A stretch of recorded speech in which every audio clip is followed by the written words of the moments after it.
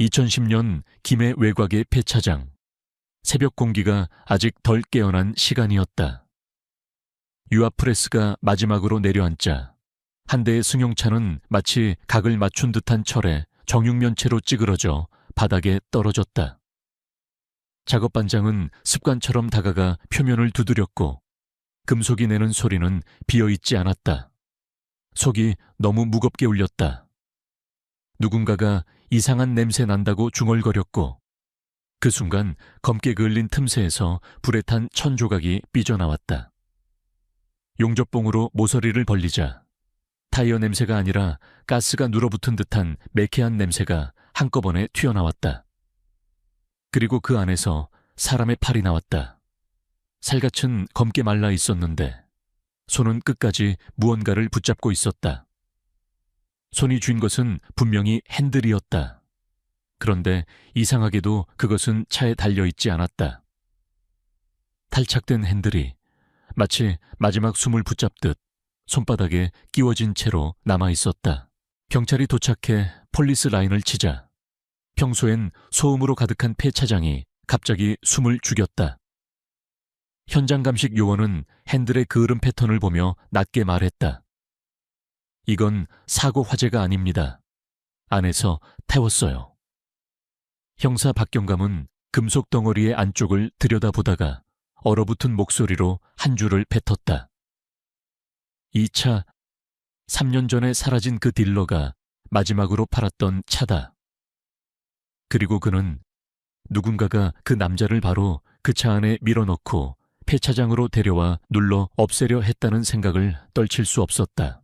김해 외곽, 철의 정육면체. 2010년 10월의 김해는 새벽부터 공기가 무겁게 눌어앉아 있었다.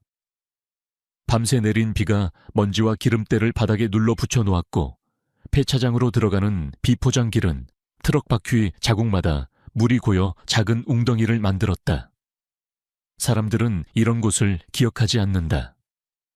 도시 외곽 바다 쪽으로 바람이 빠지는 방향, 고철이 모이고 사라지는 자리.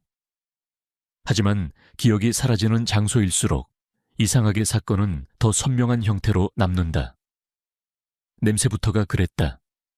타이어 고무가 눌어붙어 타는 냄새, 오래된 엔진 오일이 비에 젖어 발효되는 냄새, 그리고 쇳가루가 습기를 먹고 부식될 때 나는 쇠비린내. 그 모든 냄새가 섞여 사람의 하루와 상관없이 늘 똑같이 떠돌았다. 유아프레스가 작동할 때 폐차장은 늘 비슷한 리듬을 가진다. 아침 6시 반, 커피캔을 비우는 소리와 함께 작업반장이 담배에 불을 붙이고 공기압 렌치가 딱딱거리며 잠든 차의 관절을 푼다. 그리고 7시가 되면 쇳덩이가 한번 크게 신음한다. 프레스는 천천히 내려오고 철판은 무릎 꺾이듯 굽으며 유리는 마치 오래 참았다는 듯 쨍 하고 터진다. 오늘도 그랬다. 첫 차는 낡은 흰색 세단이었다. 번호판은 이미 떼어져 있었고 앞유리는 반쯤 금이 간 채로 먼지를 뒤집어 쓰고 있었다. 누가 타고 다녔는지, 왜 여기까지 왔는지 폐차장에선 그런 질문이 오래 살아남지 않는다. 물건은 결국 눌리고 이름은 결국 사라진다. 작업반장 남상철은 그날도 습관처럼 프레스의 레버를 당기며 말했다. 오늘은 저쪽 구역까지 밀어버립니다. 비 오기 전에 끝내야지. 인부들은 비닐 장갑을 끼고 안전목끈을 조여매고 별일 없다는 표정으로 줄지어 움직였다. 프레스가 마지막으로 내려앉았을 때 차는 마치 각을 맞춘 듯 정육면체에 가까운 형태가 되었다. 거칠게 말하면 고철 한 덩이였다. 하지만 이상하게도 그날의 덩이는 소리가 달랐다. 남상철은 기계가 멈춘 뒤에도 한동안 귀가 울리는 듯해 고개를 한번 털었고 습관적으로 쇳덩이의 표면을 장갑 낀 손으로 두드렸다. 텅 비어야 할 소리가 무겁게 울렸다. 속이 꽉 찬 것처럼 또는 비어 있는데도 비지 않은 것처럼. 그는 이곳에서 오래 일했다. 오래 일한 사람들은 소리로도 무게를 가늠한다. 야, 이거.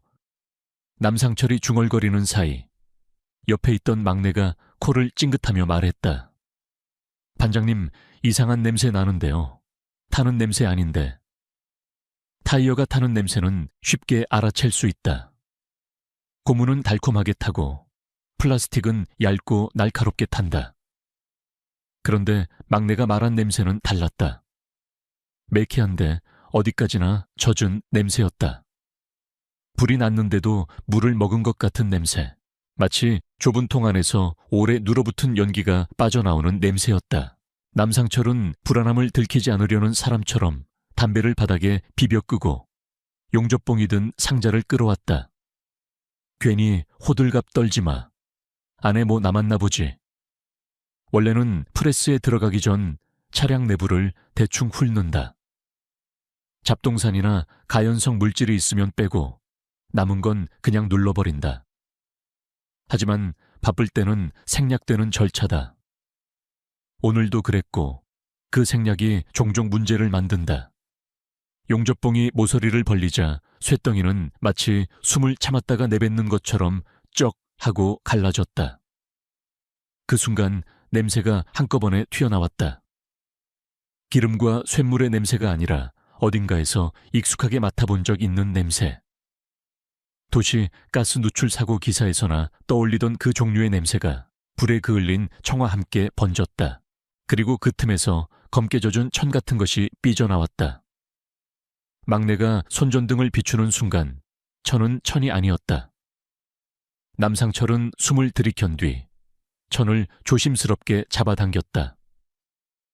젖은 흙이 아니라 무언가를 감싼 주머니처럼 단단했다. 한 번, 두 번 힘을 주자 그 안쪽에서 뭔가가 따라 나오며 형태를 드러냈다. 팔이었다. 사람의 팔. 피부는 검게 말라 있었고 손가락은 어떤 물건을 끝까지 쥔 채 굳어 있었다. 씨. 누군가 욕을 삼키듯 소리를 냈다. 손이 쥔 것은 분명히 핸들이었다. 그런데 핸들은 차에 달려있지 않았다. 마치 누가 의도적으로 떼어낸 것처럼 탈착된 핸들이 손바닥에 끼워져 있었다. 손가락 마디는 핸들의 곡면을 따라 굳어버렸고 검은 그을음이 손바닥과 핸들 사이에 얇게 접착제처럼 남아있었다. 그 장면은 이상하게도 사고의 형태가 아니었다. 사람은 사고로 죽어도 보통은 무언가를 놓는다. 하지만 이 손은 놓지 않았다. 놓지 못한 것인지, 놓지 않은 것인지 그 차이는 현장에서부터 이미 불길했다. 남상철은 핸드폰을 꺼내는 손이 떨리는 걸 숨기지 못했다. 경찰 불러. 그 한마디가 떨어지자 폐차장의 소음은 갑자기 정적을 띄웠다. 프레스의 엔진이 멈췄고 렌치 소리도 끊겼다. 대신 멀리서 지나가는 새벽 버스의 브레이크 소리, 편의점 문이 열리며 울리는 전자음, 그리고 사람들 숨소리만 남았다. 비는 잠깐 그친 듯 했지만 공기는 여전히 눅눅했다. 사람들은 몸을 조금씩 뒤로 뺐고 아무도 그 손을 오래 바라보지 않았다. 오래 바라보면 그게 물건이 아니라 사람이 되어버리기 때문이다. 경찰차가 도착했을 때 해는 아직 완전히 올라오지 않았다. 파란 경광등이 젖은 고철더미에 번지며 금속 표면을 차갑게 반짝이게 만들었다. 순찰차에서 먼저 내린 이는 김해서 강력팀의 박경감이었다. 40 중반, 얼굴은 말끔했지만 눈 밑은 늘 어둡게 그늘졌다. 야간 사건이 많은 팀에서 오래 버틴 사람들의 흔적이었다. 그는 차 문을 닫으며 먼저 냄새부터 맡았다. 폐차장 냄새는 익숙했다. 그러나 그날은 익숙함 사이에 낯선 것이 끼어 있었다. 박경감은 우산을 접으며 남상철에게 다가갔다. 어디서 나왔습니까? 남상철은 혀로 입술을 훑고 프레스 쪽을 가리켰다. 저기요. 막 눌렀는데 안에서 이상한 냄새 나더니 저게. 박경감은 고개를 돌려 프레스 앞에 철덩이를 봤다. 폴리스 라인이 쳐지자 평소엔 트럭이 오가던 길이 갑자기 다른 세계가 되었다. 일상과 사건을 가르는 건 늘 가느다란 노란 띠 하나였다. 과학수사 요원이 흰 장갑을 끼고 접근했다. 그는 손전등으로 내부를 비추고 그을음 패턴을 확인하듯 천천히 고개를 끄덕였다. 내부에서 연소가 있었던 것 같습니다. 차량 화재 아닙니까? 박경감이 묻자 요원은 잠시 머뭇거리다 낮게 말했다. 사고 화재랑은 다릅니다. 산소가 부족한 공간에서 연기가 오래 갇혀 있었던 흔적이 있어요. 그리고 이 냄새, 가스 쪽에 가깝습니다. 박경감은 그 말에서 잠깐 멈췄다. 가스, 좁은 공간, 오래 갇힌 연기. 사고라는 단어가 조금씩 무너지고 의도라는 단어가 그 자리를 채우기 시작했다. 요원은 핸들을 조심스럽게 들어올려 증거 봉투에 넣었다.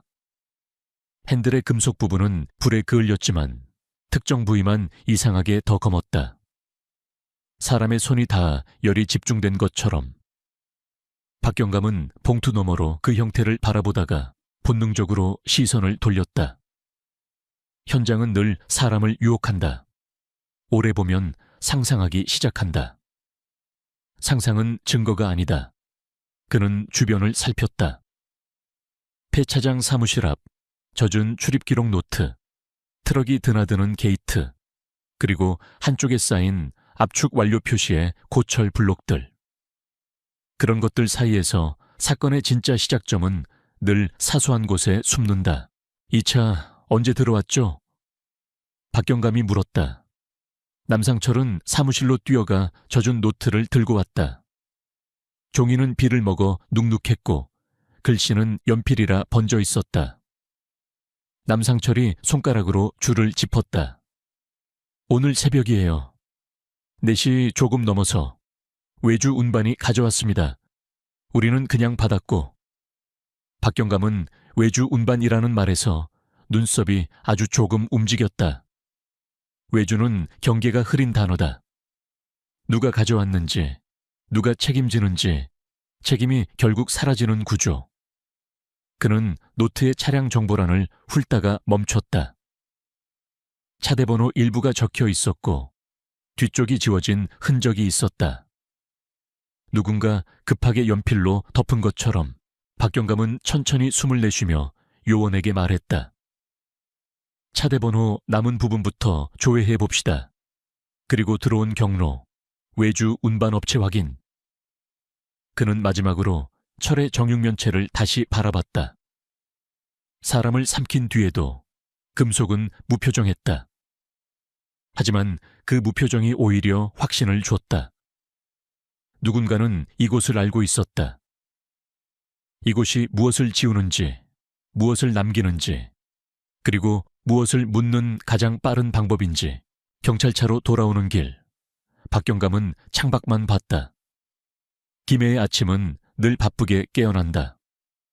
국밥집에서 김이 올라오고 공단 쪽 도로엔 출근 차량이 길게 늘어서고 편의점 앞에선 야간 알바가 쓰레기 봉투를 끌어낸다.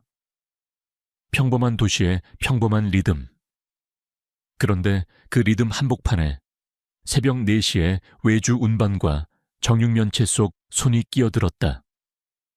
무언가가 너무 늦게, 너무 조용히, 하지만 너무 확실하게 드러났다. 강력팀 사무실에 도착하자마자 후배 형사가 조회 결과를 들고 뛰어왔다. 숨이 차서 목소리가 갈라졌다. 경감님, 차대번호 1부 2007년에 김해에서 실종된 중고차 딜러 사건 기록에 걸립니다. 마지막으로 판매 처리된 차량과 패턴이 겹쳐요. 박경감은 종이를 받아들고 한동안 말이 없었다. 2007년, 3년 전, 실종. 사건이란 단어는 종이 위에서 늘 깔끔하지만 그 안쪽은 절대 깔끔하지 않다. 그는 아주 낮게 혼잣말처럼 말했다. 그러면 이제 시작이네. 그리고 그의 머릿속에서 아직 얼굴도 모르는 한 남자가 불이 붙기 직전에 좁은 차 안에서 숨을 찾지 못한 채 핸들을 붙잡고 있었을 장면이 냄새와 함께 천천히 떠오르기 시작했다. 사라진 딜러, 남겨진 거래. 박경감은 강력팀 사무실에 들어서자마자 창문을 먼저 열었다. 김해의 아침 공기는 분명 신선해야 했지만 폐차장에 붙어있던 냄새가 코 안쪽에 남아 계속 따라왔다. 쇠와 기름, 젖은 고무의 층 사이로 비집고 들어오던 그 매캐한 가스 냄새가 여기서는 존재하지 않아야 할 방식으로 기억에 달라붙어 있었다. 그는 손을 씻고 커피를 한 모금 마셨고 의자에 앉아 서류철 하나를 당겨 펼쳤다. 표지에는 오래된 글씨가 남아 있었다. 2007년 김해, 중고차 딜러 실종. 사건 번호는 이미 여러 번 찍혀 흐릿했고 담당 형사란에는 다른 이름들이 연필로 지워졌다가 다시 쓰여 있었다. 해결되지 않은 사건은 늘 그런 식으로 사람 손을 옮겨 다닌다. 누구도 온전히 떠안지 못한 채 파일 속에서만 살아남는다. 그때 담당이 누구였지? 박경감이 물었다. 후배 형사는 컴퓨터를 두드리며 말했다. 당시엔 생활안전 쪽에서 실종으로만 처리했다가 한 달 뒤 강력으로 넘어왔습니다. 근데 결정적 증거가 없어서 장기 미제로 분류됐고요. 후배는 말을 끝내지 못하고 목을 한번 가다듬었다. 박경감은 결정적 증거라는 단어에 시선이 잠깐 멈췄다. 결정적 증거가 없다는 말은 누군가가 증거를 남기지 않았다는 말이기도 하지만 대개는 남겨진 것들이 서로 이어지지 못했다는 뜻이었다. 사건은 늘 조각으로 존재한다. 연결하는 건 사람이고 그 사람이 지치면 조각은 다시 흩어진다. 서류철 속 첫 장에는 실종자의 인적 사항이 있었다. 이름은 정우성, 나이 39, 직업 중고차 매매상사 딜러, 주소 김해 내동의 다가구 주택, 연락처 가족관계, 마지막 목격 시간. 모든 항목이 빽빽하게 채워져 있었지만 그 빽빽함이 오히려 공허했다. 가장 중요한 칸은 늘 비어있기 때문이다. 어디로 갔는가라는 칸. 박경감은 사건 개요를 천천히 읽어 내려갔다. 2007년 8월 12일 오후 9시 10분경 차량 인수 및 서류 처리를 한다며 외출. 이후 연락 두절. 휴대전화는 그날 밤 11시 3분 마지막 기지국을 찍고 꺼짐. 차량은 집 앞에 남아 있었고 지갑과 신분증은 집에 있었다. 집 안에는 싸운 흔적이나 급히 떠난 흔적이 없었다. 옷은 가지런했고 냉장고엔 김치가 있었고 신발장은 평소처럼 정리돼 있었다. 사람을 삼키는 실종은 대개 이런 식이다. 갑자기 사라지되 사라진 자만 급하고 주변은 너무 평온하다. 박경감은 그 평온함이 늘 불길하다고 생각했다. 도망간 사람은 흔적을 남긴다. 짐이 빠지고 방이 어질러지고 돈이 사라진다. 그런데 정우성의 방은 내일도 들어올 사람의 방이었다. 그는 기록을 넘겼다. 참고인 진술서가 여러 장 붙어 있었다. 동료 딜러의 말은 비슷했다. 정우성 씨, 사람 상대 잘했고요. 가끔 과하긴 했는데. 장사하는 사람 다 그렇잖아요. 최근에 좀 예민했습니다. 손님 전화 오면 목소리 낮추고 밖에 나가서 받곤 했어요. 어떤 차 때문에 골치 아프다 했는데 뭐 중고차 하다 보면 그런 일 한두 번 있는 것도 아니고요. 박경감은 그 어떤 차라는 표현에 밑줄을 그었다.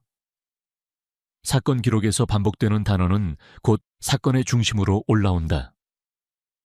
다만 올라오기 전에 늘 한 번쯤 더 숨는다. 그때 후배 형사가 프린트 한 장을 들고 다가왔다. 경감님, 폐차장에서 나온 차대번호 일부로 조회해보니까요. 2007년 정우성 씨가 마지막으로 매매 처리한 차량 목록 중 하나랑 패턴이 겹칩니다. 완전 일치까진 아니고 중간 숫자가 잘려서요. 박경감은 종이를 받아들고 눈으로만 확인했다. 숫자는 건조했고 숫자는 거짓말을 하지 않는다. 거짓말을 하는 건 숫자를 쓰는 사람이다. 그는 후배에게 말했다. 2007년 당시 차량 매매 서류, 상사 장부, 거래 상대방 전부 다시 긁어. 특히 정우성 마지막 일주일. 후배는 고개를 끄덕였지만 표정이 살짝 굳었다. 2007년의 서류는 종종 없다는 말로 시작한다. 폐업, 이전, 분실, 화재. 종이는 쉽게 사라지고 사라진 종이 위에 사건은 더 잘 숨어든다. 박경감은 오전 내내 팀을 돌려 움직였다. 한쪽은 폐차장 외주 운반업체를 조회했고 한쪽은 고철 반입 기록을 뒤졌고 다른 쪽은 2007년 정우성의 동선을 재구성했다. 그는 직접 김해내동의 주소지로 향했다. 다가구 주택은 오래된 벽돌 건물이었고 계단에는 습기 냄새가 배어 있었다. 3층 끝방. 문 앞에는 낡은 우유 상자가 놓여 있었고 그 위로 광고 전단지가 비에 젖어 붙어 있었다. 박경감은 초인종을 눌렀고 문은 잠시 뒤 아주 조심스럽게 열렸다. 문을 연 사람은 정우성의 누나였다. 나이 50 초반. 얼굴은 말끔했지만 눈가의 피곤이 얇게 눌러 앉아 있었다. 오래 기다린 사람에게서 나는 종류의 피곤이었다. 경찰입니다. 2010년이고요. 동생분 사건 다시 확인할 게 있어서 왔습니다. 박경감이 말하자 누나는 잠깐 눈을 깜빡였다. 2010년이라는 숫자가 그녀의 귀에 어떻게 들릴지 박경감은 알고 있었다. 3년은 종이에선 짧지만 사람에겐 길다. 누나는 안으로 길을 터주며 말했다. 또요? 그때도 아무것도 못 찾았잖아요. 목소리는 단정했지만 끝이 흔들렸다. 박경감은 거짓 위로를 하지 않았다. 대신 방 안을 둘러봤다. 거실 한쪽에는 정우성의 사진이 액자에 끼워져 있었고 그 아래에는 차량 키 몇 개가 고무줄로 묶여 있었다. 누나가 말했다. 이건 정리하다가 나온 거예요. 동생이 차 키를 자주 잃어버려서 집에 모아두곤 했거든요. 박경감은 그 말이 이상하게 마음에 걸렸다. 중고차 딜러에게 키는 돈이다. 키를 잃어버리는 사람은 두 부류다. 정말로 성격이 덜렁거리거나 혹은 키를 잃어버리는 척하면서 무언가를 숨기는 사람. 동생분이 마지막으로 골치 아프다던 차가 있었습니까? 박경감이 조용히 묻자 누나는 한동안 대답하지 못했다. 그녀는 주방 쪽으로 시선을 돌렸다가 다시 박경감 쪽으로 돌아왔다. 그런 얘기 했어요. 이상한 차라고. 사람들이 귀신 들렸다는 말까지 하더라고요. 저는 그런 거 안 믿지만 동생이 그 말 들을 때 표정이 안 좋았어요. 장난치는 표정이 아니라. 누나는 천천히 말을 이었다. 그 차를 팔고 나서부터였어요. 동생이 밤에 전화를 받고 나가고 들어오면 손을 씻고 또 씻고 냄새가 안 빠진다고 했어요. 기름 냄새가 아니라 뭔가 다른 냄새라고. 냄새. 박경감의 머릿속에서 폐차장의 가스 냄새가 다시 올라왔다. 그는 누나에게 물었다. 그 차가 어떤 차였는지 기억하십니까? 색, 모델, 특징. 누나는 고개를 저었다. 차는 워낙 많으니까요. 근데 트렁크 쪽이 이상했다고 했어요. 수리 흔적이 너무 깔끔하다고. 덮은 듯한 느낌이라고. 박경감은 그 단어를 마음속에 적어 넣었다. 덮었다. 사건에서 덮었다는 말은 늘 중요하다. 시멘트로 덮고, 서류로 덮고, 말로 덮고, 그리고 사람을 덮는다. 그는 다시 서류철을 펼쳐 정우성의 마지막 통화 기록을 확인했다. 8월 12일 오후 8시 47분. 저장되지 않은 번호. 통화시간 23초. 그 뒤로 메시지 하나. 형, 오늘 밤에 정리할 거 있지? 그거 들고 나와. 발신자는 저장된 이름이 아니었다. 박경감은 누나에게 휴대전화 백업이 남아있는지 물었지만 누나는 고개를 저었다.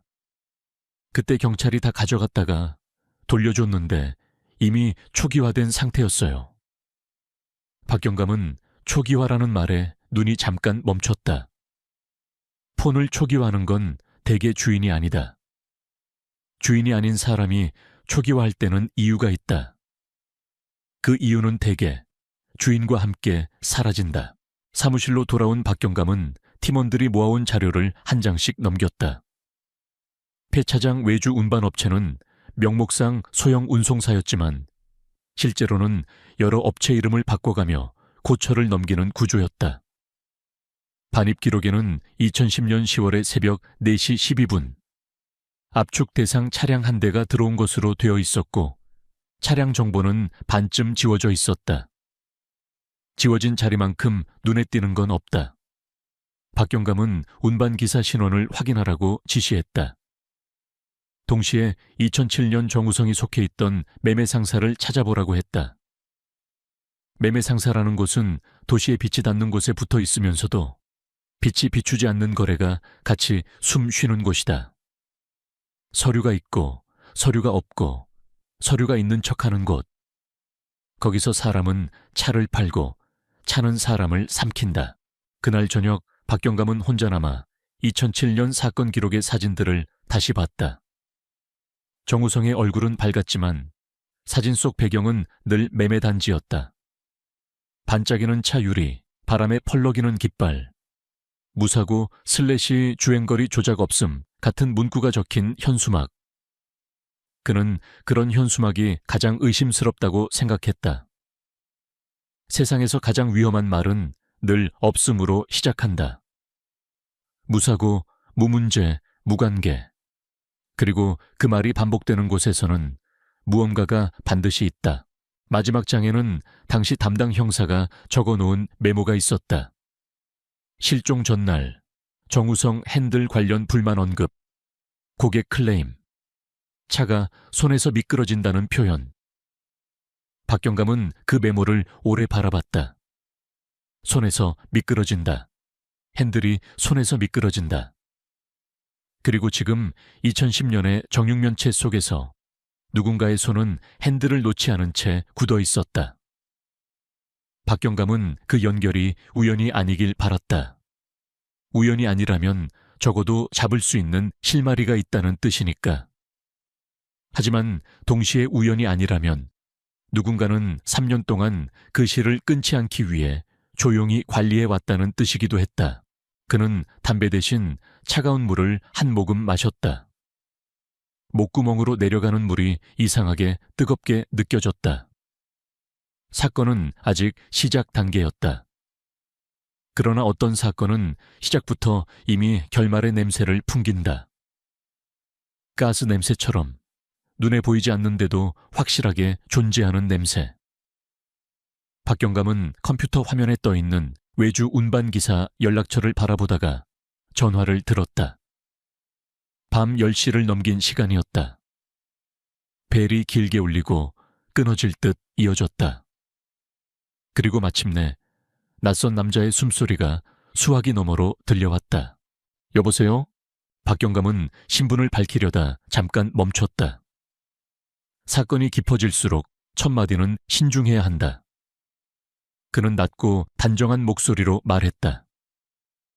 2010년 10월 1일 새벽 4시 김해 폐차장에 차량 반입한 기록이 있습니다. 그날 운반하신 분 맞습니까? 수화기 너머에서 숨소리가 아주 미세하게 흔들렸다. 남자는 잠시 침묵하다가 대답했다. 기억 잘 안 나는데요. 그런 일 많아서. 박경감은 그 대답이 너무 빠르다고 생각했다. 너무 빨리 나오는 말은 보통 준비된 말이다. 그 차 안에 뭐가 있었는지 아십니까? 이번엔 침묵이 길었다.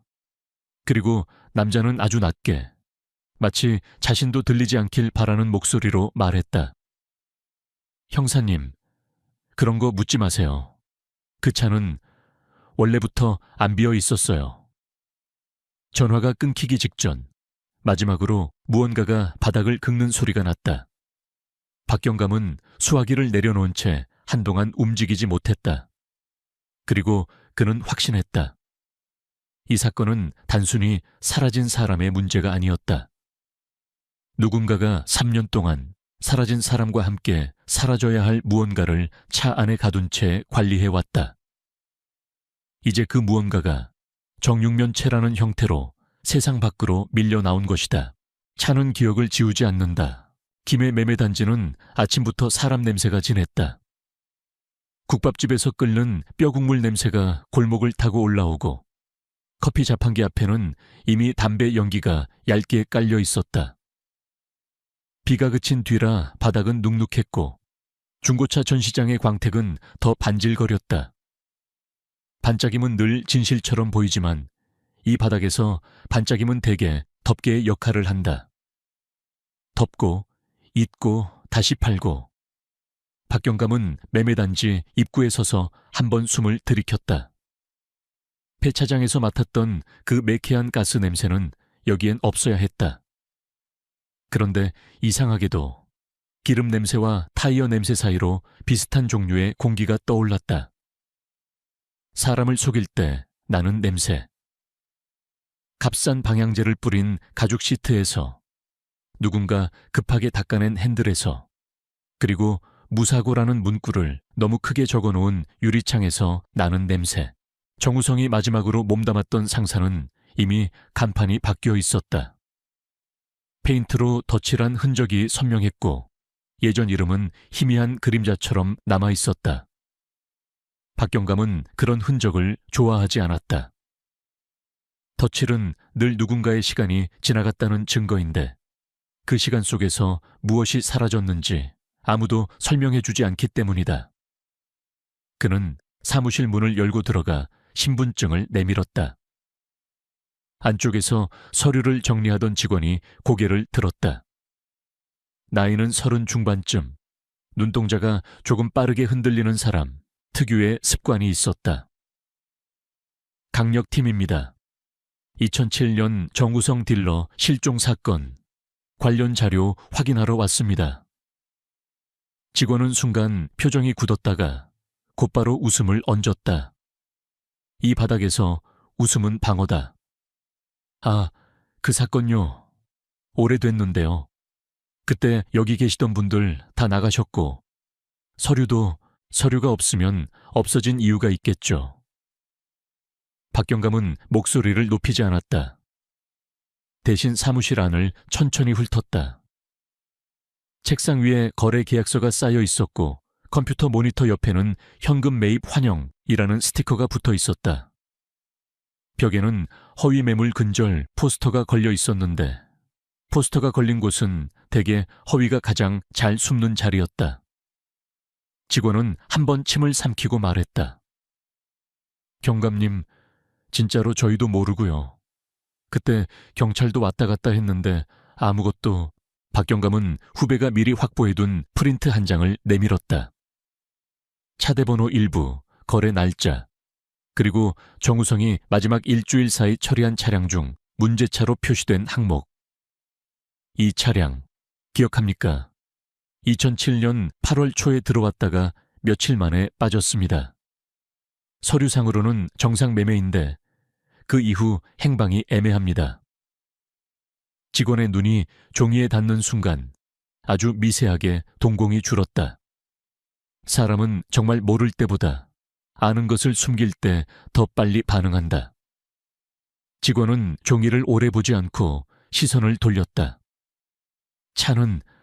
차가 워낙 많아서요. 정우성 딜러가 그 차 때문에 스트레스 받았다는 진술이 있습니다. 박경감이 한 걸음 더 다가가며 말했다. 그리고 2010년 지금 그 차로 추정되는 고철 덩어리에서 시신이 나왔습니다. 탈착된 핸들을 쥔 채로요. 시신이라는 단어가 나오자 사무실 공기가 달라졌다. 중고차 시장은 죽음과 거리가 먼 척하지만 사실은 죽음의 흔적을 가장 자주 닦는 산업 중 하나다. 사고차를 팔고 침수차를 팔고 불에 탄 차를 수리해서 판다. 사람들은 그런 차가 있다는 건 알지만 그 안에 사람이 남아있을 수 있다는 상상은 하지 않는다. 직원은 결국 고개를 숙이고 한숨을 내쉬었다. 그 차요. 소문이 좀 있었어요. 귀신 얘기까지 나왔고. 그는 말을 고르듯 더듬었다. 근데 그건 진짜 귀신이 아니라 차가 뭔가 이상했어요. 서류가 깨끗한데 너무 깨끗한 느낌. 박경감은 그 표현을 놓치지 않았다. 너무 깨끗하다. 사건에서 가장 더러운 건 너무 깨끗한 표면이다. 누가 그 차를 가져왔습니까? 박경감이 물었다. 직원은 주변을 한번 살피고 목소리를 낮췄다. 외부 브로커가 가져왔어요. 이름은 다들 문대리라고 불렀고요. 진짜 이름은 모르겠어요. 늘 다른 명함 들고 다녔거든요. 차는 부산 쪽에서 끌고 왔다고 했고 정우성 형님이 그 차를 맡아서 정리했어요. 정리라는 게 서류 정리, 외관 정리, 그런 거. 직원은 말을 멈추고 다시 삼켰다. 근데 그 차는 내부가 이상했어요. 트렁크 쪽 마감이 새 것처럼 깔끔했는데 냄새가, 그는 냄새라는 단어에서 더 낮아졌다. 방향제 냄새가 아니고 약간 소독약 같은 냄새가 났어요. 피 지우는 냄새라고 해야 하나. 박경감의 머릿속에서 여러 조각이 겹쳤다. 정우성이 손을 씻고 또 씻었다는 누나의 말, 냄새가 안 빠진다는 표현, 그리고 폐차장 정육면체 속에서 튀어나오던 매캐한 가스 냄새. 냄새는 수사가 막힐 때도 남는다. 냄새는 종이처럼 찢어지지 않고 데이터처럼 삭제되지 않는다. 그는 직원에게 물었다. 그 차 정우성이 누구에게 팔았죠? 직원은 고개를 저었다. 정확히는 정우성 형님이 마지막에 직거래로 처리했다고만 들었어요. 중간에 문대리가 다시 나타나서 이 차는 빨리 빼야 한다고 했고 형님도 뭔가 알아챈 것 같았어요. 그래서인지 마지막 날 형님이 장부에 제대로 안 남겼어요. 박경감은 가슴 안쪽이 차갑게 식는 걸 느꼈다. 장부에 제대로 안 남겼다는 말은 사라진 것이 차만이 아니라 기록 자체라는 뜻이다. 기록이 사라지면 사건은 다시 사람의 입으로만 살아남는다. 그리고 입은 쉽게 흔들린다. 박경감은 상사에서 나와 매매단지 끝쪽 정비소로 향했다. 이런 곳엔 늘 차의 진짜 이야기를 아는 사람이 있다. 판매자는 서류로 말하고 구매자는 가격으로 말하지만 정비사는 손으로 말한다. 손은 거짓말을 덜한다. 정비소 안에서는 컴프레셔 소리가 반복적으로 울렸고 공기 중에는 쇳가루와 엔진오일이 함께 떠 있었다. 정비사 박 씨는 박경감이 신분증을 내밀자마자 고개를 끄덕였다. 정우성? 그 친구 사건 아직도 못 풀었어요? 그 말투에는 놀라움이 없었다. 오래된 사건을 이 바닥 사람들은 뉴스가 아니라 풍경으로 기억한다. 박경감은 바로 물었다. 2007년에 문제 있던 세단 한 대, 내부 냄새, 트렁크 마감 새거, 그리고 핸들 쪽 작업 흔적, 그런 차 기억합니까? 정비사는 잠시 생각하다가 입술을 비볐다. 핸들? 그는 그 단어에 반응했다. 그때 어떤 차 하나 들어왔어요. 핸들이 이상했거든. 정품이 아니라 애프터마켓인데 고정 볼트가 새 거였어요. 누가 급하게 갈아 끼운 흔적이랄까. 에어백도 뭔가 손댄 느낌이 있었고. 정비사는 담배를 꺼내려다 박경감의 눈을 보고 다시 넣었다. 근데 이런 얘기하면 여기 장사 못합니다. 정우성은 장사를 못했죠. 사라졌으니까. 박경감이 담담하게 말했다. 정비사는 한숨을 내쉬었다. 그 차 번호판이 2번 바뀌었다는 소문이 있었어요. 매매단지 안에서만 돌린 번호판이 아니라 실제로 등록 경로가 꼬여있는 느낌.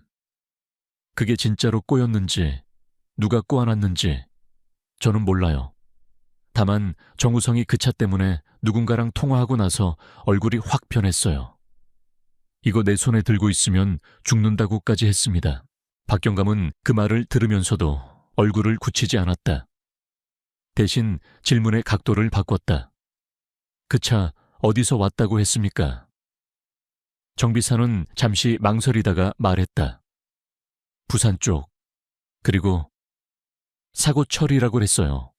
근데 사고차가 아니었어요. 사고차는 찌그러진 자국이 남는데 그 차는 찌그러진 걸 고친 게 아니라 아예 없던 것처럼 만들어 놨더라고요. 트렁크 쪽 바닥이 원래보다 살짝 높았고 철판 용접 자국이 너무 예쁘게 다듬어져 있었습니다. 그런 건 기술이 아니라 시간이 필요한 작업이에요. 돈도 필요하고.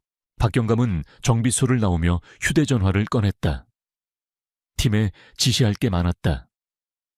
2007년 당시 문대리로 불리던 브로커 추적, 정우성 마지막 직거래 상대의 계좌통신 기록 재조회, 그리고 무엇보다 2010년 폐차장에서 나온 핸들의 제조사 정비 이력 역추적. 그는 통화 버튼을 누르기 직전 잠깐 멈췄다. 전화라는 건 사람을 연결하는 가장 빠른 도구지만 동시에 사건에선 가장 위험한 도구이기도 하다. 누가 듣고 있는지, 누가 이미 준비하고 있는지 알 수 없기 때문이다. 그때 아침에 통화했던 외주 운반 기사번호에서 메시지가 하나 들어왔다. 짧았다. 형사님, 그 차 얘기 더 하면 저도 끝입니다. 근데 한 가지는 말할게요. 그 차는 비어있지 않았어요. 그리고 비어있지 않게 만든 사람은 한 명이 아니었습니다. 박경감은 화면을 바라보며 숨을 천천히 내쉬었다. 한 명이 아니다라는 문장은 사건을 커지게 하는 문장이다. 사건이 커진다는 건 곧 누군가에게는 책임이 커진다는 뜻이고 그 책임을 피하려는 손들이 더 많아진다는 뜻이다. 그는 차문을 열며 하늘을 한번 봤다. 김해의 오전 햇빛은 매매단지 유리창에 반사돼 눈을 아프게 했고 멀리서는 아이들 등교하는 소리가 들렸다. 도시의 일상은 언제나 사건과 상관없는 척 움직인다. 하지만 박경감은 이제 안다. 일상이 상관없는 척 할수록 사건은 그 일상 속에 더 깊게 박혀 있다는 걸. 정우성의 실종은 단순한 실종이 아니었다.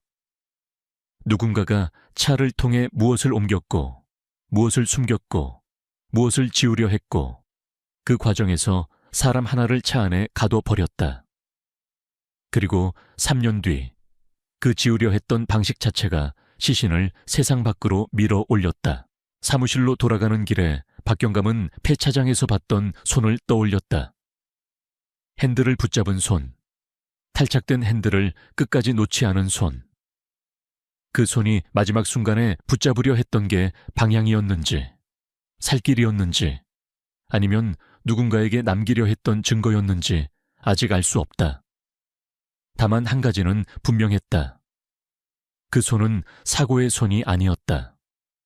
의도가 만든 손이었다. 그리고 의도가 있는 사건은 반드시 누군가의 계산표와 연결된다. 중고차 시장의 장부처럼 겉으로는 숫자지만 그 안쪽에는 사람의 목숨이 줄지어 적혀 있는 계산표와 안쪽에서 잠긴 문, 김해 매매단지를 나오자마자 박경감의 코끝에는 다시 비린 쇳내가 붙었다. 매매단지의 쇠 냄새는 팔기 위해 닦아낸 냄새라서 얄팍하게 반짝였고 폐차장의 쇠 냄새는 지우기 위해 눌러버린 냄새라서 끝이 무겁게 내려앉았다. 둘은 같은 금속을 써도 방향이 달랐다. 하나는 사람을 유혹하고 하나는 사람을 묻는다. 박경감은 차 안에서 창문을 조금 내리고 바깥 공기를 들이마셨다. 비가 그친 뒤라 바람은 깨끗해야 했는데 그날은 이상하게도 깨끗함 뒤에 남은 잔향이 있었다. 가스처럼 보이지 않는데 확실히 존재하는 잔향. 서에 도착하자 후배들이 각자 맡은 건을 종이에 쌓아놓고 있었다. 폐차장 외주 운반업체는 이름만 번듯했고 대표 명의는 서류상 2달마다 바뀌었다. 계좌는 늘 짧은 기간만 살아있다가 사라졌고 차량 반입 기록에는 압축 대상 한 대 같은 문장만 남겨져 있었다. 박경감은 그런 식의 기록을 많이 봐왔다. 사람은 책임을 지기 싫을 때 단어를 줄인다. 길게 쓰면 구체가 생기고 구체가 생기면 추적이 가능해지니까. 그는 종이를 넘기며 물었다. 운반 기사 신원은? 후배 형사가 머뭇거리다 말했다. 연락처는 맞는데 통화가 끊깁니다. 아까는 메시지로 겁먹은 말만 보내고요. 박경감은 고개를 끄덕였다. 겁을 먹었다는 건 누군가를 실제로 두려워한다는 뜻이다. 두려움은 때로는 거짓말보다 정확한 지표다. 다른 팀원이 정비 이력 자료를 들고 들어왔다. 경감님, 2007년에 문제차로 소문났던 세단 관련해서요. 핸들 교체 흔적이 있다는 진술이 있었지 않습니까? 그래서 김해 부산 쪽 애프터마켓 핸들 유통 기록을 뒤졌는데 특정 모델이 몇 년 전부터 소량으로 들어왔고 그걸 주로 장착해주던 가게가 있습니다. 박경감은 종이에 적힌 상호를 읽었다. 외곽공단 쪽 작은 튜닝샵. 이런 가게들은 늘 똑같은 냄새를 가진다. 고무와 접착제, 플라스틱을 깎는 냄새, 그리고 작업자가 손에 묻힌 생활의 냄새. 사건과는 멀어 보이지만 사건은 늘 멀어 보이는 곳에서 방향을 바꾼다. 그들은 바로 차를 타고 공단으로 향했다. 낮의 공단은 일상 자체가 소음이라서 사건이 끼어들 틈이 없어 보인다. 트럭들이 줄지어 지나가고 점심시간이 가까워지자 공장 구내식당에서 김치찌개 냄새가 도로까지 밀려 나왔다. 튜닝샵은 작은 간판을 달고 있었고 셔터 반쯤이 내려와 있었다. 박경감이 노크하자 안에서 발소리가 났고 문이 조금 열리며 얼굴 하나가 비쳤다. 50대 남자였다. 손톱이 짧고 손등에 굳은 살이 두껍게 박혀 있었다. 손으로 먹고 사는 사람의 손이었다. 경찰입니다. 2007년쯤 특정 핸들 장착 기록 확인할 게 있습니다. 박경감이 신분증을 내밀자 남자는 눈으로만 보고 한숨을 내쉬었다. 또 그 얘기요. 그때도 한 번 왔었는데. 박경감은 그 말에 시선이 잠깐 멈췄다. 그때도 남자는 자신이 말을 너무 빨리 꺼냈다는 걸 알아차린 듯 입술을 한 번 깨물었다. 그냥 이상한 손님이 있었어요. 돈을 두둑이 주고 기록 남기지 말라고 했던 손님. 박경감은 목소리를 낮췄다. 어떤 기록이요? 남자는 결국 문을 더 열어 그들을 안으로 들였다. 샵 안은 낮인데도 어두웠다. 천장 형광등이 반쯤 꺼져 있었고 벽에는 핸들과 기어봉이 걸려 있었다. 박경감은 벽에 걸린 핸들들 사이로 폐차장에서 본 그 핸들의 질감을 떠올렸다. 탄 자국, 손자국, 그리고 이상하게도 탈착이라는 행위가 주는 불길함. 남자는 작은 노트를 꺼내더니 손가락으로 페이지를 더듬었다. 2007년 여름쯤 검은 세단이 한 번 들어왔습니다. 손님이 2명이었고요. 한 명은 말이 많고 한 명은 말이 없었어요. 박경감은 그 말이 낯설지 않았다. 사건에서 말이 많은 사람은 보통 연기를 하고 말이 없는 사람은 보통 일을 한다. 핸들을 왜 바꿨습니까? 박경감이 묻자 남자는 목을 가다듬었다. 차 안에 흔적이 있다면서요. 원래 핸들이 끈적거린다고 했어요. 물티슈로 닦아도 안 닦인다고. 그래서 싹 갈아 끼우면 된다고. 남자는 말을 멈추고 박경감의 얼굴을 슬쩍 봤다. 그런데요, 이상했던 건 교체하자마자 다시 와서 한 번 더 손봐라고 했다는 겁니다. 고정 볼트 쪽을 더 단단히 더 빠지게 만들라고. 박경감은 그 표현을 마음속에서 굴렸다. 단단히인데 빠지게. 모순처럼 들리지만 모순은 종종 의도를 품는다. 그게 가능합니까? 후배가 물었지만 박경감은 손으로 가볍게 제지했다. 여기서 구체를 캐묻는 질문은 상대를 닫게 만든다. 그는 대신 방향을 바꿨다. 그때 돈은 누가 냈습니까? 남자는 고개를 저었다. 현금이었습니다. 봉투로. 그리고 이름도 안 적혔고. 박경감은 씁쓸하게 웃지 않았다. 현금은 흔적이 없다. 흔적이 없다는 건 누군가 흔적을 남기지 않는 습관이 있다는 뜻이다. 샵을 나와 채 타자 후배 형사가 낮게 말했다. 경감님, 그럼 그 핸들은 일부러 빠지게 만든 건가요? 박경감은 대답 대신 창밖을 봤다. 공단 길모퉁이에서 작업복 입은 사람들이 담배를 피우고 있었고 그들의 웃음은 사건과 상관없는 종류의 웃음이었다. 박경감은 그 상관없음을 부러워하지 않았다. 사건은 상관없는 사람들을 가끔 무너뜨리기 때문이다. 그는 짧게 말했다. 핸들이 빠지는 건 결과일 뿐이야. 누가 그걸 원했는지가 중요하지. 그날 밤 박경감은 자료를 정리하다가 2007년 사건 기록 속 마지막 외출 항목을 다시 봤다. 정우성은 차량 인수 및 서류 처리라며 나갔다. 그 말은 중고차 딜러가 집을 나서는 가장 흔한 말이다. 그래서 더 위험한 말이기도 하다. 누구든 그 말로 밖에 나갈 수 있고 누구든 그 말로 다시 돌아오지 않을 수 있다. 박경감은 눈을 감고 2007년의 밤을 상상했다. 상상은 증거가 아니지만 증거를 찾는 방향이 되기도 한다. 그때 후배가 내민 것은 통신사 재조회 결과였다. 경감님, 정우성 씨 마지막 통화 중 저장 안 된 번호 있지 않습니까? 그 번호 2010년 현재 기준으로는 명의가 없는 번호로 떠요. 근데 그 번호가 쓰이던 기지국 패턴이 공단 쪽 그리고 폐차장 진입로 쪽이랑 겹칩니다. 박경감은 종이를 내려다보다가 아주 천천히 숨을 내쉬었다. 숫자들이 선을 만들기 시작했다. 공단 외주 운반, 폐차장, 그리고 한 명이 아니다라는 메시지. 그 순간 2007년의 밤은 상상에서 기억처럼 선명해졌다. 그날 정우성은 매매단지에서 마지막 손님을 보내고 난 뒤 셔츠 소매를 걷어 올린 채 사무실 책상에 앉아 있었다. 매매단지는 밤이 되면 조용해지지만 조용함 속에서도 돈 냄새가 남아있다. 그는 계산기를 두드리며 장부를 정리하려다 휴대전화가 울리자 손을 멈췄다. 화면에는 저장되지 않은 번호. 그는 잠깐 망설였다. 받아야 할지 말아야 할지 망설이는 그 짧은 시간에 사람의 삶은 가끔 방향을 잃는다. 결국 그는 받았다. 정우성입니다.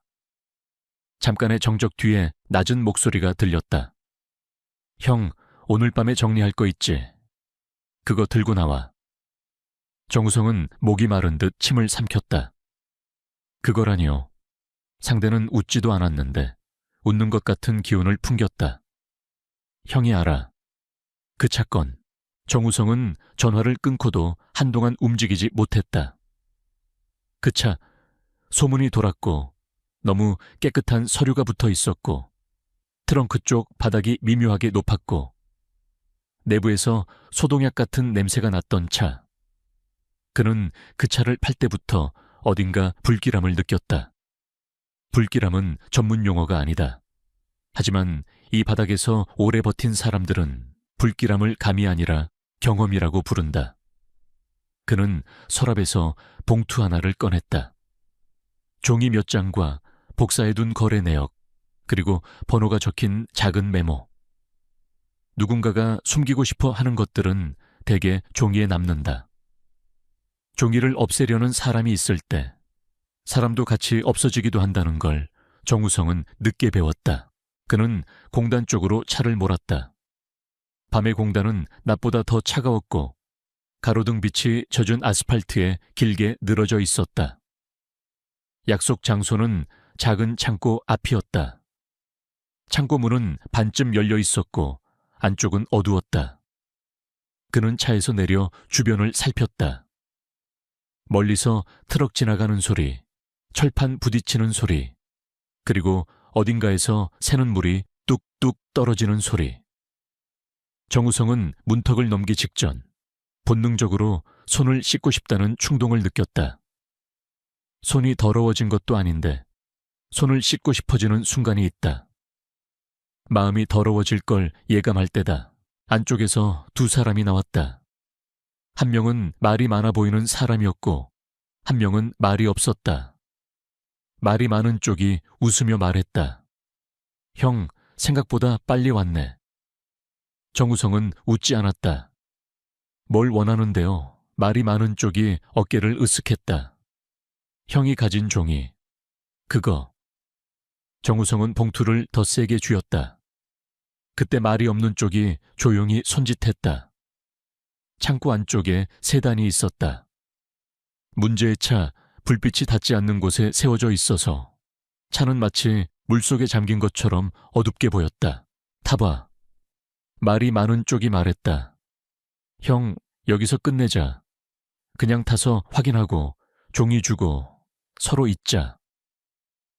정우성은 그 말이 너무 매끈해서 더 불안했다. 매끈한 말은 보통 많은 것을 덮는다. 그는 문을 열고 운전석에 앉았다. 시트는 차갑고 공기는 눅눅했다. 문을 닫는 순간 철컥 하는 소리가 유난히 크게 들렸다. 그는 반사적으로 손잡이를 당겨봤다. 열리지 않았다. 잠금 장치가 안쪽에서 걸린 느낌이 아니라 바깥에서 잠가버린 느낌이었다. 정우성은 숨을 들이켰다. 그때 창고 안쪽에서 가느다란 소리가 났다. 누군가 밸브를 돌리는 소리 같은, 그러나 너무 구체적으로 떠올리면 안 될 종류의 소리. 공기 속에 냄새가 스며들었다. 처음엔 희미했고 다음엔 확실했다. 익숙하지 않은 매캐함. 정우성은 창문 스위치를 눌렀지만 창문은 조금만 내려가다 멈췄다. 누군가가 제한을 걸어둔 것처럼 그는 핸들을 잡았다. 손바닥에 이상한 끈적함이 느껴졌다. 닦아도 안 닦인다고 했던 그 끈적함. 그는 갑자기 이해했다. 핸들은 방향을 잡는 도구가 아니라 누군가의 흔적을 붙잡는 도구가 될 수도 있다는 것을. 정우성은 문을 발로 차며 소리쳤다. 열어, 이 새끼들아. 하지만 창고는 소리를 먹었다. 바깥에서 누군가가 낮게 말했다. 형, 미안한데 형이 너무 많이 봤어. 그 목소리는 웃지 않았고 그래서 더 무서웠다.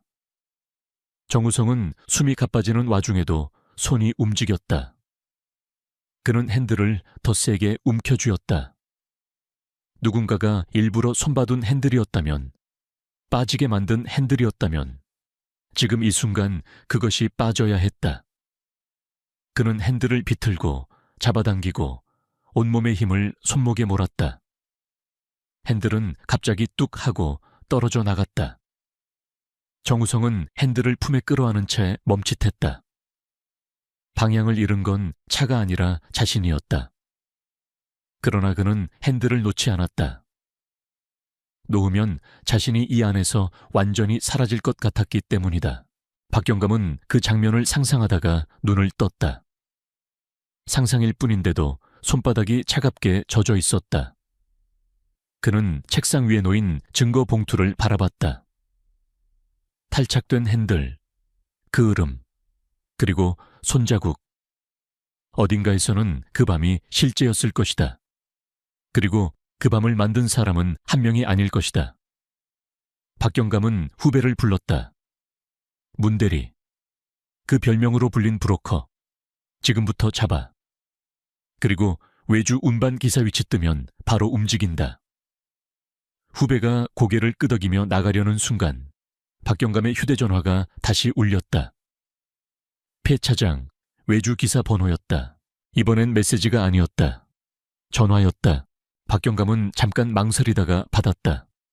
수화기 너머에서 숨이 거칠게 들렸다. 형사님, 지금 저 따라오고 있어요. 박경감은 목소리를 낮췄다. 어디냐? 남자는 울먹이듯 말했다. 폐차장 가는 길. 아니, 공단 쪽으로 빠졌어요. 저 몰랐어요. 그냥 운반만 했어요. 근데 그날 차 안에서 냄새가 말이 끝나기도 전에 통화가 끊겼다. 박경감은 의자에서 일어났다. 창밖에는 김해의 평범한 밤이 내려앉고 있었고 평범함 속에서 누군가는 지금도 조용히 도망치고 있을지도 몰랐다. 그는 재킷을 집어들며 아주 짧게 말했다. 이제 입이 열리려 하네. 입이 열릴 때는 항상 피도 같이 흐르지. 가스 냄새는 길을 만든다. 전화가 끊긴 뒤에도 박경감의 귓속에는 남자의 거친 숨이 한참 남아 있었다. 숨이라는 건 소리로만 존재하는 게 아니라 그 사람이 놓인 거리의 온도와 습기까지 묻혀서 들어오는 것처럼 느껴질 때가 있다. 김해의 밤 공기는 낮보다 더 무겁고 공단 쪽으로 갈수록 그 무게는 금속처럼 단단해진다. 후배 형사는 무정이를 잡고 뛰었고 다른 팀원들은 차 키를 찾느라 책상 서랍을 열었다 닫았다. 강력팀 사무실에 늘 있던 커피 냄새는 갑자기 멀어지고 대신 비와 기름과 타이어가 섞인 냄새가 머릿속에 먼저 차올랐다. 박경감은 재킷을 걸치며 짧게 말했다. 기지국 마지막 찍힌 구간, 공단 진입로 맞지? 후배가 운전석에 앉으며 고개를 끄덕였다. 네, 그리고 그 번호가 지나간 경로가 폐차장 방향으로 갔다가 공단 안쪽으로 한번 꺾입니다. 차가 설을 빠져나가자 김해의 평범한 밤이 흘렀다. 편의점 앞에 서 있는 학생 둘, 족발집 앞에서 담배를 피우는 배달원, 신호대기 중 창문을 내리고 라디오를 듣는 택시. 사건과 상관없는 사람들의 리듬이 지나갔다. 하지만 박경감은 그 리듬이 늘 사건의 배경음이 된다는 걸 알고 있었다. 누군가 죽어도 도시는 국밥을 끓이고 누군가 사라져도 편의점은 24시간 불을 켠다. 그래서 사건은 더 잔인하다. 세상은 아무 일도 없다는 듯 계속된다. 공단 초입으로 들어서자 냄새가 바뀌었다. 기름과 쇳가루가 공기층을 만들고 용접 연기 같은 건조한 맛이 혀끝에 남았다.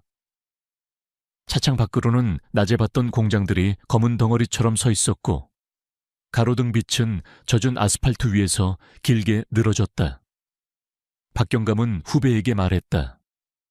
전화한 놈 무서워서 도망치는 게 아니라 쫓기니까 말을 꺼낸 거야. 입이 열리는 순간이 제일 위험해. 후배는 입술을 깨물고 더 세게 핸들을 잡았다. 핸들. 그 단어가 오늘은 단순한 부품이 아니라 사건의 중심처럼 느껴졌다. 탈착된 핸들, 놓지 않은 손, 그리고 누군가 빠지게 손봐 달라고 했던 요구. 핸들은 방향을 잡는 물건인데 누군가에게는 방향을 지우는 물건이 되었다. 후배가 무정의로 위치를 확인하는 동안 박경감은 통신팀에게 다시 전화를 걸어 달라고 했다. 이미 끊긴 번호였지만 끊긴 번호를 다시 붙잡는 건 수사의 시작이기도 했다. 발신자 위치 재추적 가능한가? 최신 기지국은 잡혔는데 이동 중입니다. 이동 중이면 차다. 어디로 빠지나? 공단 안쪽 하천변 도로로 빠지는 것 같습니다. 박경감은 창밖을 보며 말했다. 하천변이면 사람 없는 길로 들어간 거네. 하천변 도로는 낮에도 한산한데 밤에는 더 비었다. 도로 옆으로는 잡초가 허리 높이까지 자라 있었고 가끔씩 가로등이 끊기는 구간에서는 헤드라이트가 터널처럼 어둠을 뚫었다. 그 구간을 지날 때마다 박경감은 폐차장에서 보았던 정육면체를 떠올렸다. 쇠가 인간의 형태를 지워버리고 남은 건 물건처럼 눌린 덩어리뿐인 장면.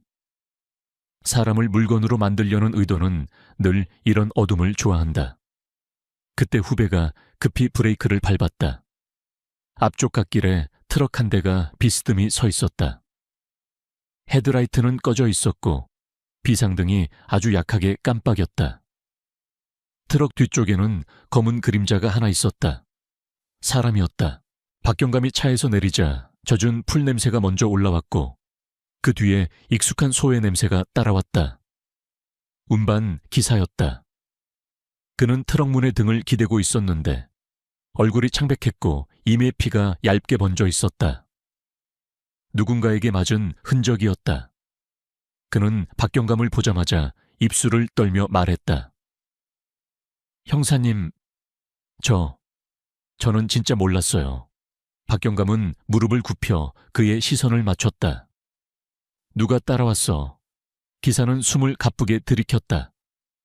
검은 승용차 번호판이 없었어요. 아니, 가린 건지. 그리고 안에서 내린 사람이 둘이었어요. 한 명은 말이 많고 한 명은 말이 없고. 박경감의 눈이 아주 잠깐 좁아졌다. 말이 많고 말이 없는 사람. 튜닝샵에서 들었던 구조였다. 패턴이 겹치는 순간 사건은 우연이 아니라 습관이 된다. 그날 박경감이 낮게 물었다. 폐차장에 그 차를 갖다 준 놈 누구였어?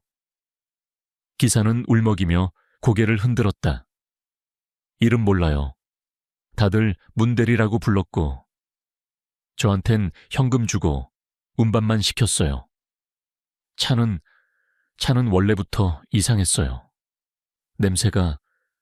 그는 말을 하다 갑자기 기침을 했다. 그 기침 속에는 공포가 섞여 있었다. 기름 냄새가 아니고 태운 냄새인데 처음부터 안쪽에 배어 있는 것 같은 냄새. 그래서 전 그날 운반하면서도 창문 열고 갔어요. 근데 문대리가 절대 안 열어본다고 했습니다. 압축장에 그냥 넘기라고.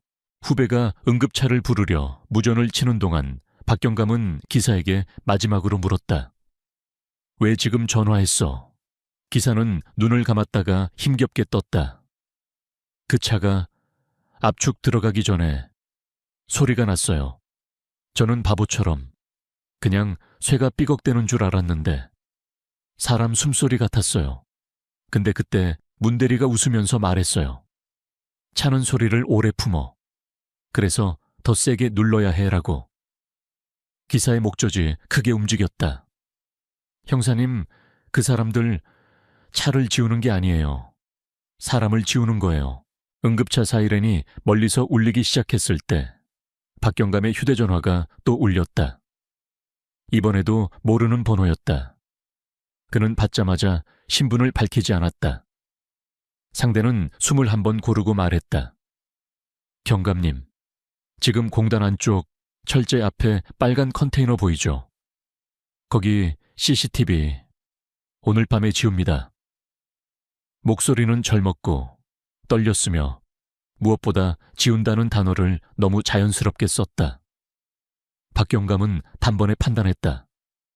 너 매매단지 쪽 사람이냐? 상대는 짧게 숨을 삼켰다. 저 정비소 아는 사람입니다. 문대리 오늘 거기로 온대요. 근데 말끝이 흐려졌다. 그 사람들 지금 기사님도 처리하려고 했어요. 형사님, 빨리. 전화가 끊기자 박경감은 후배와 눈을 맞췄다. 설명할 시간은 없었다. 사건에서 빨리라는 단어는 늘 위험하지만 지금은 늦는 게 더 위험했다. 그들은 즉시 공단 안쪽 철제 업체로 방향을 틀었다. 길은 더 어두워졌고 비는 다시 조금씩 내리기 시작했다. 빗방울이 앞유리에 박히며 도로 위조명을 흐리게 만들었다. 박경감은 그 흐림 속에서 생각했다. 2007년 정우성이 마지막으로 나간 밤도 이런 시기였을 것이다. 비가 오고 공단이 어둡고 누군가의 숨소리가 소음에 묻히던 밤. 철제 업체 앞에는 정말로 빨간 컨테이너가 하나 있었다. 컨테이너 옆에는 폐철 더미가 쌓여 있었고 그 위로 비가 얇게 흘러내렸다. 박경감은 차에서 내리자마자 공기 속 냄새를 맡았다. 소의 냄새, 기름 냄새, 그리고 아주 멀리서 가스 같은 매캐함이 희미하게 섞여 있었다. 그는 그 매캐함이 기분 탓이길 바라지 않았다. 기분 탓이 아니라면 누군가 지금도 같은 방식으로 무엇인가를 처리하고 있다는 뜻이니까. 컨테이너 문은 잠겨 있었지만 옆쪽 환기창이 반쯤 열려 있었다. 후배가 손전등을 비추자 안쪽에서 작은 LED 불빛이 깜빡였다. CCTV 저장 장치였다. 박경감은 철제 더미 사이로 돌아들어가 컨테이너 뒤편을 확인했다. 그 순간 멀리서 엔진 소리가 들렸다. 검은 승용차 한 대가 천천히 들어왔고 불빛을 최소로 낮춘 채 컨테이너 근처에 멈췄다. 운전석에서 내린 남자는 모자를 눌러쓰고 있었고 몸짓이 익숙했다. 말이 많아 보이는 걸음. 그 뒤에서 한 명이 더 내렸다. 키가 크고 움직임이 조용했다. 말이 없는 걸음. 박경감은 숨을 고르고 손을 올렸다. 지금이다. 후배들과 함께 모습을 드러내자마자 쓴 남자의 어깨가 순간 굳었다. 그는 놀란 척하지 않았다. 대신 아주 빠르게 웃음을 올렸다. 연습된 얼굴이었다. 어이구, 형사님들. 이 밤에 여기 웬일이십니까? 여기 그냥 철제 업체인데. 박경감은 가까이 다가가며 낮게 말했다. 문대리, 맞지? 남자의 웃음이 아주 미세하게 흔들렸다. 별명은 사람을 잡는 데 쓰기 좋은 이름이다. 진짜 이름이 아니어서 더 많은 사람들이 공유하고 그래서 더 많은 사람들의 입에서 떨어진다. 문대리는 손을 들며 말했다. 무슨 오해십니다. 저는 그냥 그 말이 끝나기도 전에 말 없는 남자가 몸을 돌려 도망치려 했다. 움직임은 조용했지만 조용함은 빨랐다. 후배 형사가 달려들었고 쇳더미 사이로 짧은 몸싸움 소리가 났다. 금속이 부딪히는 소리, 숨이 끊기는 소리, 그리고 비가 그 위로 뚝뚝 떨어지는 소리. 결국 말 없는 남자는 바닥에 눌렸고 손목에 수갑이 채워졌다. 문대리는 그 장면을 보고도 웃음을 유지하려 했지만 입꼬리가 끝까지 올라가지 못했다.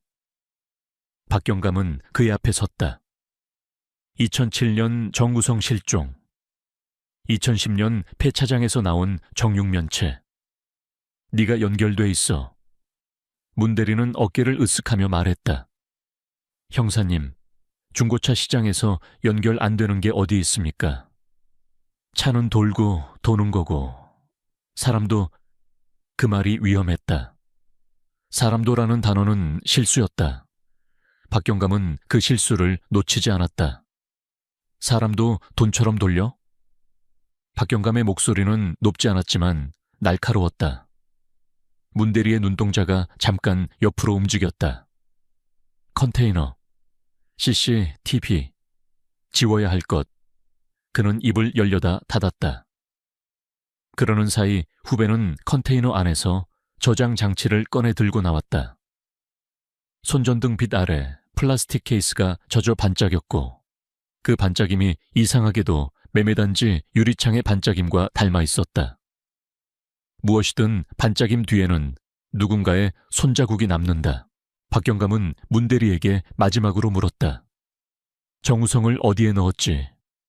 문대리의 웃음은 이번엔 실패했다. 입술이 굳었고 목젖이 크게 움직였다. 대신 말 없는 남자가 바닥에서 낮게 말했다. 그 차 안. 목소리는 건조했고 그래서 더 사실처럼 들렸다. 원래 그 차는 비어있으면 안 되는 차였거든. 박경감은 그 문장을 듣는 순간 자신의 등줄기를 타고 내려오는 차가움을 느꼈다. 비어있으면 안 되는 차. 정우성이 팔았다는 문제의 차는 단지 귀신 소문이나 범죄 연루 같은 단어로 설명될 수 있는 게 아니었다. 누군가에게 그 차는 기억이었고, 증거였고, 돈이었고, 그래서 반드시 회수되어야 하는 물건이었다. 현장에서 확보한 저장 장치를 팀원이 급히 노트북에 연결하자 화면 속에 흐릿한 야간 영상이 떴다.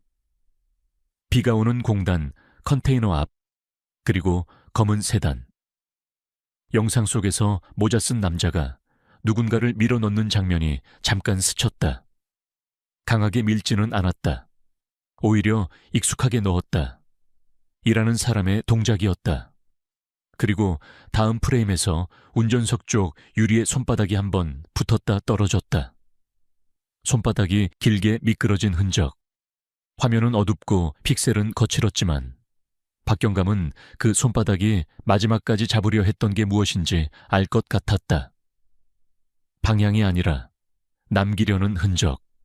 그리고 그 장면이 끝날 즈음 화면 한쪽에서 누군가가 떨어져 나온 핸들을 품에 안고 있는 모습이 아주 짧게 지나갔다. 박경감은 화면을 멈추게 했다. 프레임을 확대하자 핸들 허브 쪽에 얇게 긁힌 자국이 보였다. 숫자 같기도 하고 글자 같기도 했다. 후배가 숨을 삼키며 말했다. 경감님, 이거 번호 아닙니까? 박경감은 눈을 떼지 않은 채 낮게 말했다. 2007년. 그리고 그 숫자 아래에 더 희미한 흔적 하나가 있었다. 마치 급하게 남긴 것처럼 완전한 글자가 되지 못한 흔적. 아니라는 글자처럼도 보이고 내처럼도 보였다.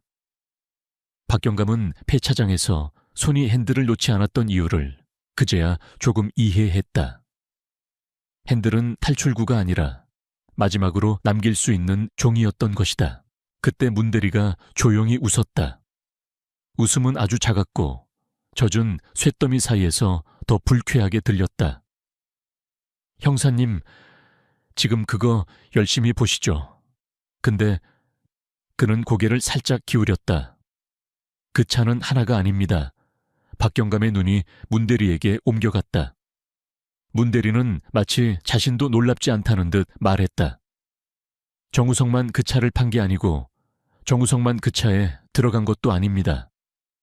차는 계속 돌아요. 그리고 돌아가다가 한 번씩 누군가를 삼키죠. 비는 조금 더 세졌다.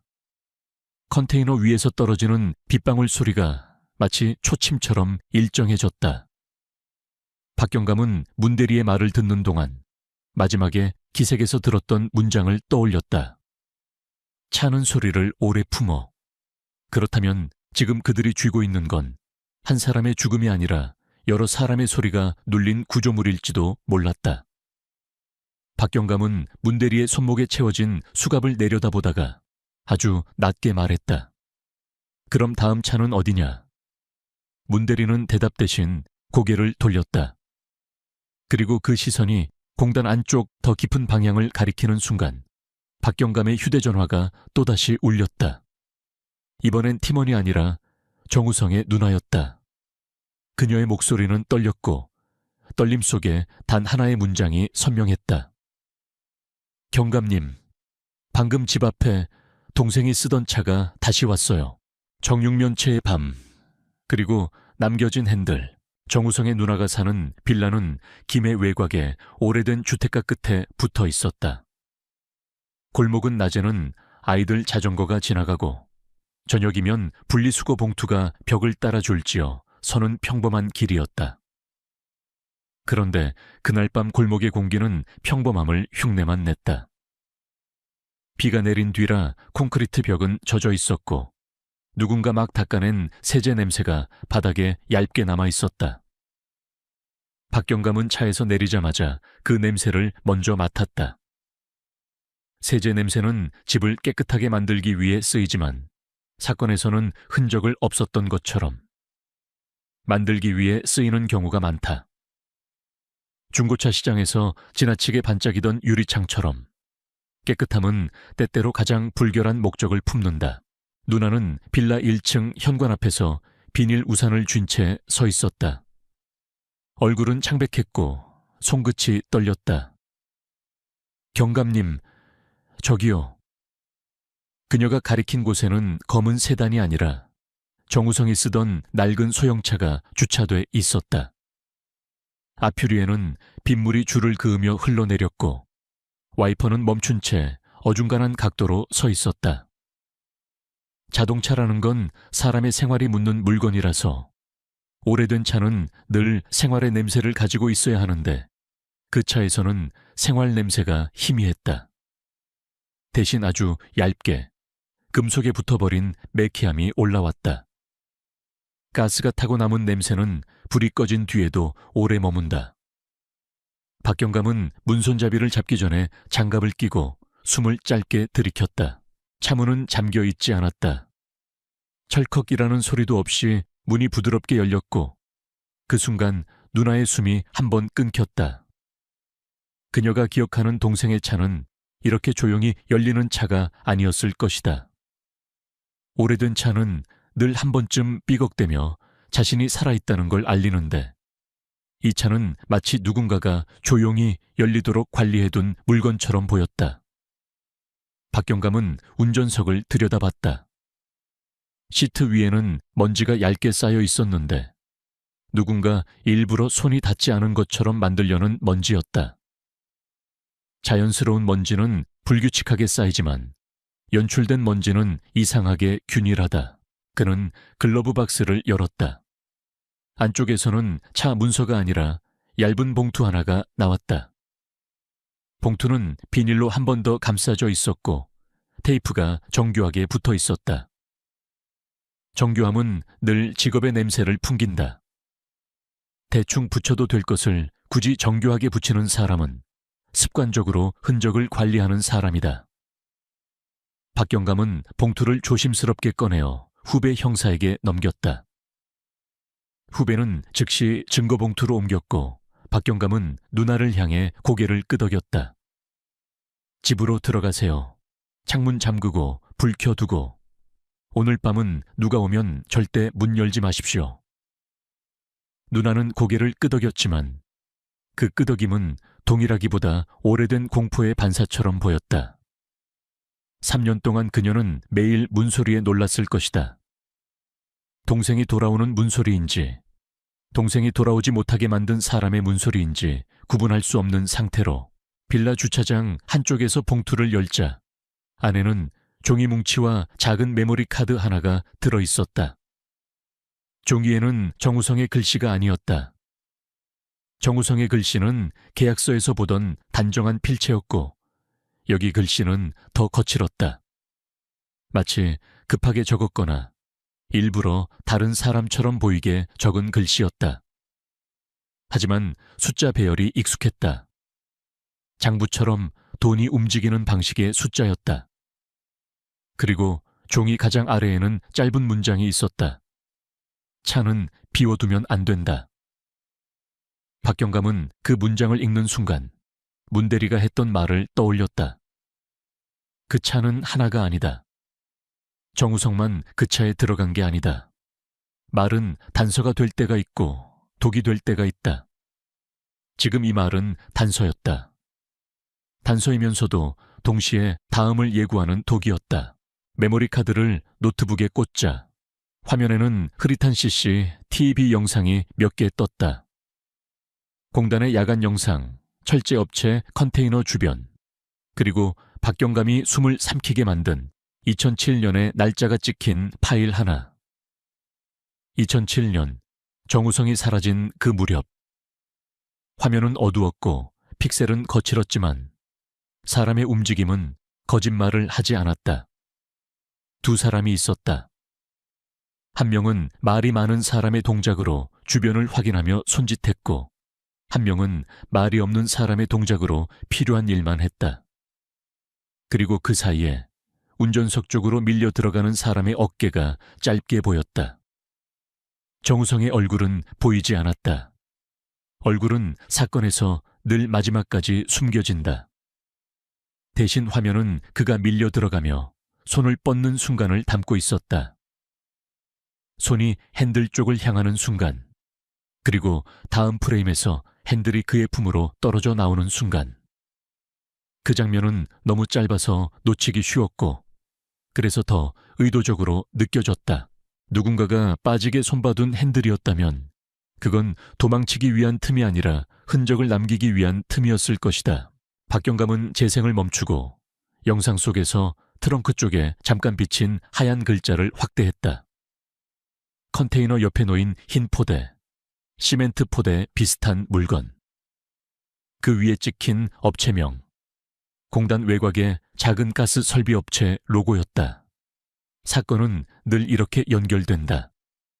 칼을 쓴 사건이면 칼집이 있고, 총을 쓴 사건이면 탄피가 있고, 가스를 쓴 사건이면 설비가 남는다. 범인은 지우려 하지만 지워야 할 게 많아질수록 오히려 더 많은 잔여물이 남는다. 그날 새벽 박경감은 수사관들과 함께 가스 설비 업체와 그 뒤쪽 창고를 동시에 압수수색했다. 공단의 새벽은 낮보다 더 일하는 냄새가 났다. 새벽에도 돌아가는 기계 소리, 바닥을 쓸어내는 빗자루 소리, 직원들이 끓여 먹는 라면 냄새. 평범한 삶의 리듬은 사건을 숨기기 좋은 배경음이 된다. 창고 문을 열었을 때 박경감은 즉시 알았다. 이곳은 정상적인 창고 냄새가 아니었다. 정상적인 창고는 기름과 먼지의 냄새가 섞이는데 여기에는 그 위에 얇게 타고 남은 냄새가 덮여 있었다. 그리고 구석에 놓인 가스 호스, 연결 부품, 밸브 박스가 보였다. 일상적인 설비일 수도 있지만 이 사건의 맥락에서는 일상이 곧 무기였다. 그들은 설비 업체 대표를 불렀고 대표는 처음엔 모른 척했다. 모른 척하는 사람들은 대개 문장을 길게 느린다. 길게 느리면 틈이 생기고 그 틈을 사정으로 채우면 책임을 미루기 쉬워진다. 하지만 박경감이 CCTV 프레임과 메모리 카드 그리고 정우성 차에서 나온 봉투를 책상 위에 차례로 올려놓자 대표의 문장이 갑자기 짧아졌다. 짧아지는 순간 진실이 가까워진다. 결정적인 건 말 없는 남자의 입에서 나왔다. 철제 업체에서 체포된 그 남자는 끝까지 거의 말을 하지 않았지만 사람은 완전히 침묵하지 못한다. 특히 자신이 믿었던 고리가 끊어지는 순간에는 문대리 혼자 한 거 아닙니다. 그의 목소리는 여전히 건조했지만 건조함 속에는 체념이 묻어 있었다. 그 차는 원래 다른 사건 물건이었어요. 부산 쪽에서 넘어왔고 안에 있던 걸 지우려고 돌린 겁니다. 지우는 과정에서 정우성이 너무 많이 받고 그걸 들고 빠지려 하니까 다시 회수한 거고 박경감은 다른 사건이라는 단어에서 멈추지 않았다. 그는 더 묻지 않았다. 더 묻는 순간 이 사건은 끝나지 않는 바다로 빨려 들어갈 수 있었다. 그는 대신 지금의 사건을 닫을 수 있는 열쇠만 잡았다.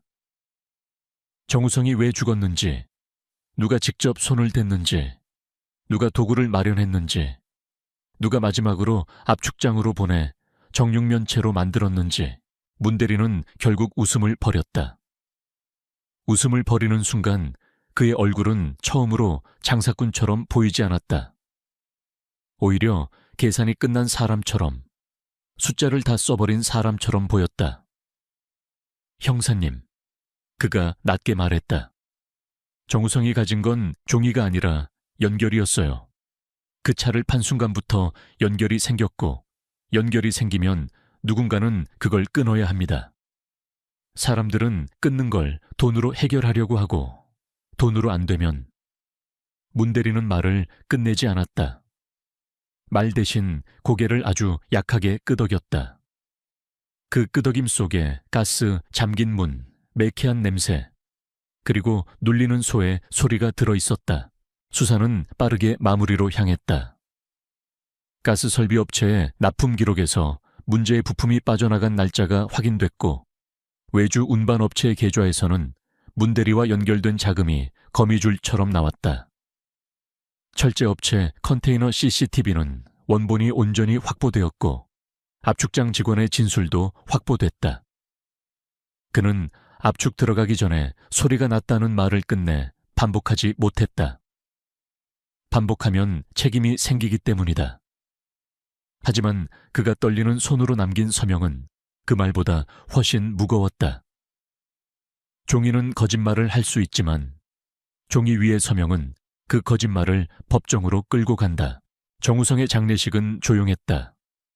가족들은 3년 동안 울음을 아껴두었던 것처럼 보였지만 막상 결론이 내려오자 울음도 방향을 잃었다.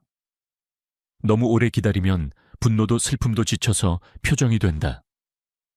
누나는 빈소에서 박경감에게 고개를 숙였다. 동생이 무서웠을까요? 박경감은 그 질문 앞에서 단정적인 말을 하지 않았다. 단정은 때로 사람을 더 아프게 한다. 그는 대신 아주 짧게 말했다. 끝까지 놓지 않았습니다. 누나는 그 말이 무슨 뜻인지 바로 알았다. 핸들을 놓지 않은 손, 방향을 잡으려 했던 손이 아니라 자신이 사라지지 않도록 흔적을 남기려 했던 손.